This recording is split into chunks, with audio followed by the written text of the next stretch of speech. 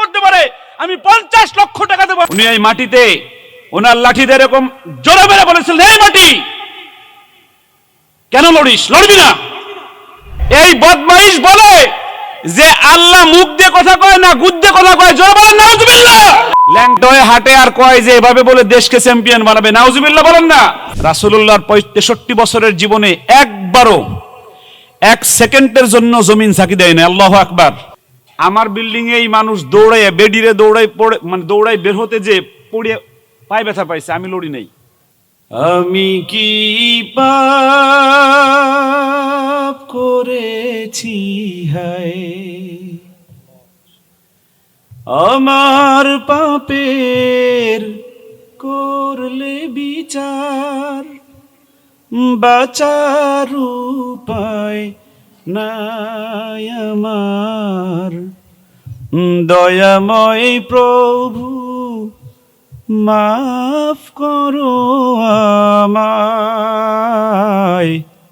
বলেন মাফ করো আমায়। আল্লাহুম্মা আমিন। জোরে আল্লাহুম্মা আমিন। পৃথিবী যখন গুনায় ভরে যায় তখন আল্লাহ রাব্বুল আলামিন ভূমিকম্প দেয়, ঠিক না বেঠিক? ঠিক। আওয়াজ দিয়ে বলতে হবে যুবক ভাইরা, ঠিক না বেঠিক? ঠিক। বাংলাদেশে আমার জন্মের পরে এত বড় ভূমিকম্প আমি আর দেখি নাই। আমি আল্লাহকে সাক্ষী রেখে বলছি, আমি একটুও লড়ি নাই। আমার বিল্ডিং এ এই মানুষ দৌড়াইয়া বেডিরে দৌড়াই পড়ে, মানে দৌড়াই বের হতে যে পড়ে পায়ে ব্যথা পাইছে, আমি লড়ি নাই। কেন লড়ি নাই জানেন? ওয়াল কদরি খায়রিহি ওয়া শাররিহি মিনাল্লাহি তাআলা। ভালো মন্দ কার পক্ষ থেকে হয়? আওয়াজ দিয়ে বলতে হবে কার পক্ষ থেকে হয়। এজন্য আসুন আজকের এই মাহফিল হোক আমাদের তওবার মাহফিল। আমরা জীবনে যত গুনাহ করেছি সকল গুনাহ থেকে আজকে তওবা করে বের হব। হতে পারে আমাদের এই তওবার কারণে আল্লাহ রাব্বুল আলামিন এই জমিনকে ভূমিকম্প মুক্ত করে দেবে ইনশাআল্লাহ। রাসূলুল্লাহর জামানায় আপনারা শুনে খুশি হবেন, রাসূলুল্লাহর 63 বছরের জীবনে একবারও 1 সেকেন্ডের জন্য জমিন ঝাঁকি দেয় না। আল্লাহু আকবার। আরো জোরে বলেন আল্লাহু আকবার। ওমর রাদিয়াল্লাহু, আবু বকরের সময় একবারও হয় নাই। ওমর রাদিয়াল্লাহু তাআলা আনহুর জামানায় একবার হয়েছিল। উনি এই মাটিতে ওনার লাঠি দিয়ে এরকম জোরে মেরে বলেছিলেন, এই মাটি কেন লড়িস, লড়বি না।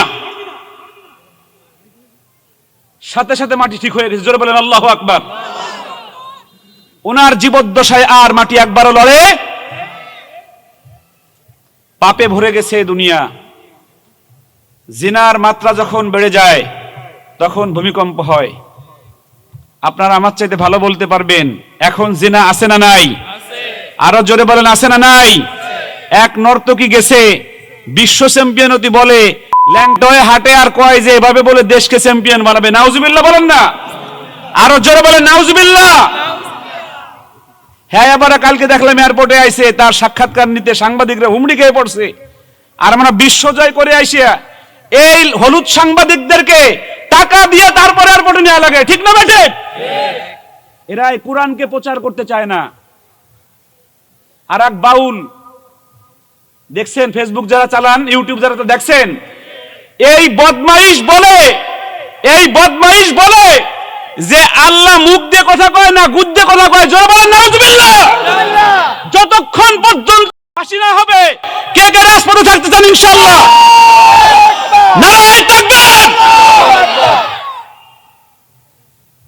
আশ্চর্য হয়ে গেছে আমি কথা শুনে। এর বক্তব্য আপনারা শুনলে আপনারা এখনো হত্যা করার জন্য মুসলমানের হাতিয়ার, ফজরের হাতিয়ার, নারায়ে তাকবীর, আল্লাহু আকবার। এই বাউল বলে আল্লাহর বলে কথার বলো ঠিক নাই, নাউজুবিল্লাহ কে বাড়িতে বলবেন। এই বাউলরা যেখানে গান গাইতে যাইবে এদেরকে গান গাইতে দেবেন আপনারা? যেখানে যাইবে সেই জায়গা পিটাবেন এদেরকে। এদেরকে না পিটালে জান্নাতে যাওয়া যাবে না, ঠিক না ঠিক? আমার মাথা খারাপ হয়ে গেছে আজকে শুনি। আল্লাহ রাব্বুল আলামিন এই কোরআনের হেফাজত করে এই কওমের সন্তানরা। আজকে আমি আপনাদের বলি, এই যে বাচ্চারা, এই পাগড়িওয়ালা, ওই যে পাগড়িওয়ালা, আমি তো যথেষ্ট আশ্চর্য হয়েছি। আমার কাছে মনে হয়েছে তার কাছে আমার শিখতে আসার দরকার। সে আমাকে মানে 100 বার ফোন দেওয়ার পরে আমি তাকে ফোনে কথা বলি। আমি আসলে আমার কাছে খুব অপরাধী মনে হয় যে বাইরের ফোনটা আমি ধরি না। মানে উনি এরপরও বিরক্ত হয় না এই লোক। আমি আশ্চর্য হয়েছি, আলহামদুলিল্লাহ। আপনাদের এই বরিশালের মানে বরিশাল শহরে আমি অন্য মাদ্রাসার কথা জানি না, আমি যতটুক দেখছি আজকে, আমি আগে জানতাম যে সে ভালো, কিন্তু এত ভালো আইডিয়া আমি জানতাম না। আলহামদুলিল্লাহ। কি বাড়ি যে শুয়ে শুয়ে করবেন, এই যে বাচ্চাগুলো ওরা যে পারফরমেন্স করছে, এতগুলো প্যাকেজ একসাথে অনেক বড় প্রতিষ্ঠানে পাওয়া মুশকিল। এইটুকু অনি প্রতিষ্ঠান হেরা গজল গাচ্ছে। আমি রায়হানরে বলতেছি, এই যে পাগড়িওয়ালা এই এমন সিস্টেমে মোবাইল ধরছে, আমি কইছি আমার যে মোবাইল ধরে যে ক্যামেরাম্যান তাদের শিখার দরকার আর কাছ থেকে। একদম কইছি আর কানে কানে, একদম সত্যি বলছি। দেখো আর কি স্কিল কি, আর মোবাইলটা ধরার স্কিল কি।